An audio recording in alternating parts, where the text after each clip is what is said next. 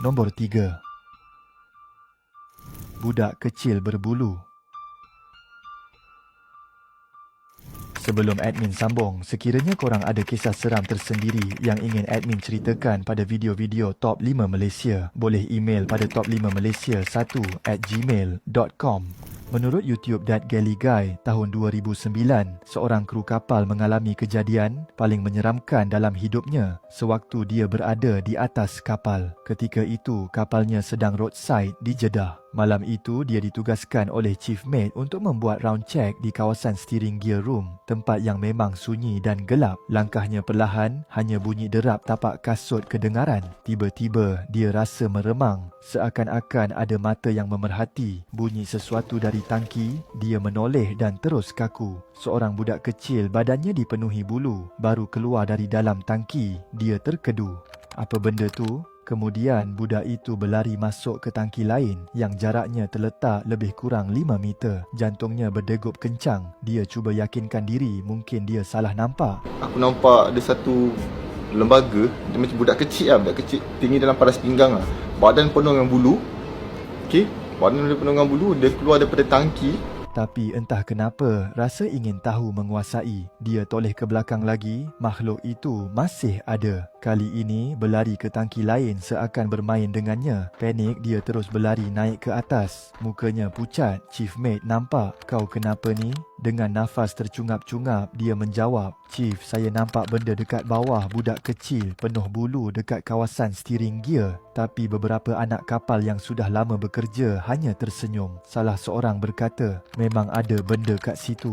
Dulu ada pekerja tengah susun tali, tiba-tiba budak tu ambil dan campak merata. Dia terkedu. Habis tu, siapa sebenarnya budak tu? Salah seorang menjawab, tak ada siapa tahu, tapi dia memang ada. Geng-geng yang pernah belayar kapal tu, kalau diorang tengah stesen kat belakang tengah kapal nak mooring, so diorang tengah lihat tali So diorang susun tali elok, jadi dia nampak budak tu ambil tali tu, dia sepahkan balik Budak tu memang ada kat situ Sejak hari itu, dia takkan lupa pengalaman seramnya di atas kapal.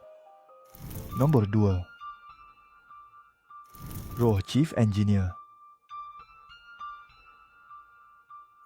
Menerusi Facebook Puan Ida Anwar Adam, kru sebuah kapal kontena yang sering berlayar antara China dan Eropah. Chief Engineer kapal, seorang warga Perancis, dah sampai masa untuk sign off. Dia pilih untuk turun di pelabuhan Perancis, jadi 5 hari terakhir sebelum turun, dia sibuk siapkan kerja di biliknya. Namun, pada hari kapal hampir sampai ke pelabuhan, dia langsung tak menjawab panggilan. Sebaik kru buka pintu biliknya, mereka nampak dia terduduk kaku depan laptop, tidak bernyawa. Di skrin laptopnya, terdapat satu ayat yang baru ditaip, Overhaul Main Engine Unit. Dia meninggal dunia sebelum sempat mulakan kerja. Mengikut prosedur, mayat perlu dibalut rapi dan diangkat menggunakan kren. Semuanya nampak lancar, tapi bila mayat hampir sampai ke tanah, kren tiba-tiba berhenti. Kru cuba cari punca masalah selama 4 jam, tak ada yang rosak. Seorang kru Romania cuba ritualnya, tetap gagal. Akhirnya, seorang kru Melayu membaca sesuatu dan kren tiba-tiba bergerak sendiri. Namun, selepas sejam kapal berlayar, enjin utama tiba-tiba mati. Bila diperiksa, memang betul, enjin perlu di-overhaul. Sama seperti apa yang mendiang Chief Engineer cuba buat sebelum dia mati. Sejak kes itu, kapal penuh dengan kejadian pelik. Kru yang turun ke bilik enjin mesti berteman, kalau tidak ada yang usik.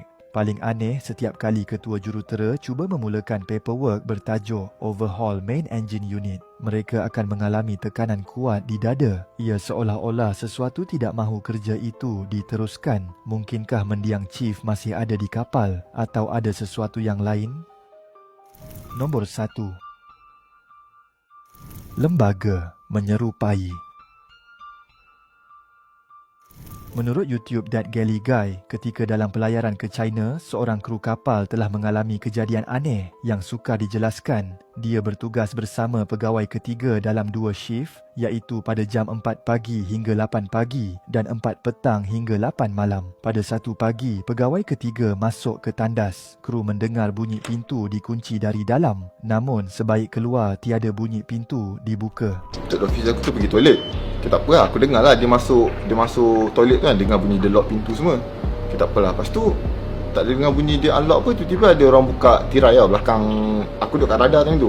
Tiba-tiba, tirai yang memisahkan ruangan radar dengan lorong dibuka, membiarkan cahaya masuk. Dalam kegelapan, kru tersebut ternampak satu bayang hitam bergerak di belakangnya menuju ke tirai sebelah. Dia tidak menghiraukannya, menyangka itu pegawai ketiga. Tapi sebaik menoleh, dia terkedu bayangan itu tidak membuka tirai, sebaliknya menembusinya begitu sahaja. Serentak itu, pegawai ketiga baru keluar dari tandas. Kru tersebut bertanya dengan nada pelik, tadi siapa lalu belakang aku? Pegawai ketiga mengerut dahi. Aku baru keluar dari tandas. Mereka saling berpandangan, rasa seram mula merayap di tubuh. Tidak tahan dengan rasa ingin tahu, mereka bertanya kepada pekerja lain. Jawapan mereka, memang ada benda dekat situ. Third mate aku tu baru keluar dari toilet. Aku tanya dia, Third baru keluar dari toilet ke? Yelah. Lepas tu aku cakap, tadi siapa lalu belakang saya kan? Lepas tu dah aku tengok third aku pun tengok aku. Dua-dua menggigil dekat situ kan. Di tengah lautan yang luas, sesuatu yang tidak dapat dijelaskan sedang memerhati mereka. Adakah ia sekadar ilusi atau sesuatu yang menghuni kapal mereka?